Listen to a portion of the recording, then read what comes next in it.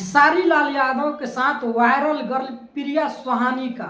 पहला भोजपुरी फिल्म आ रहा है जिसका कि नाम है पाटीदार हमार। और मैं आप लोग को दोस्तों बता दूं कि ये बहुत ही जल्द फिल्म आप लोग के बीच आ रही है, जो इसकी फिल्म का अभी शूटिंग यूपी में चल रहा है, यूपी के लखनऊ शहर में, जो कि बहुत ही जल्द आप लोगों के बीच ये धमाकेदार वायरल गर्ल प्रिया सुहानी का फिल्म देखने के लिए मिलेगा, वो भी अपने ही भोजपुरी की ट्रेनिंग स्टार खेसारी लाल यादव के साथ। आइए हम अगले टॉपिक पर आप लोगों को बता दें कि दोस्तों चिराग पासवान जिन्होंने कि राजनीतिक से पहले कंगना रनौत के साथ में एक गाना गाए थे और एक फिल्म किए थे, जो कि ये फिल्म था, ये काफ़ी ही चर्चे में था। जिस वक्त की चिराग पासवान का हैंडसम ये लुक लोगों को बहुत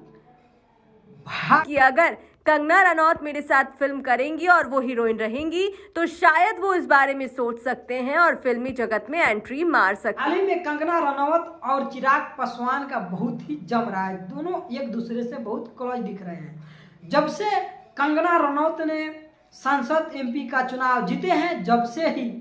चिराग पासवान और कंगना रनौत दोनों एक साथ काफ़ी ज़्यादा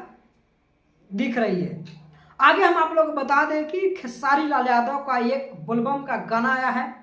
बेल पतई वाला,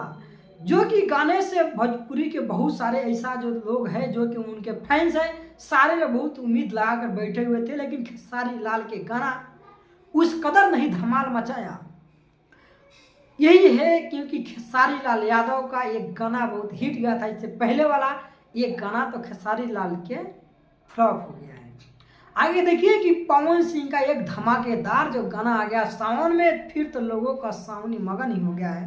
ये गाना का जैसे ही पोस्टर रिलीज हुआ कि पूरे भोजपुरी में तहलका मच चुका है,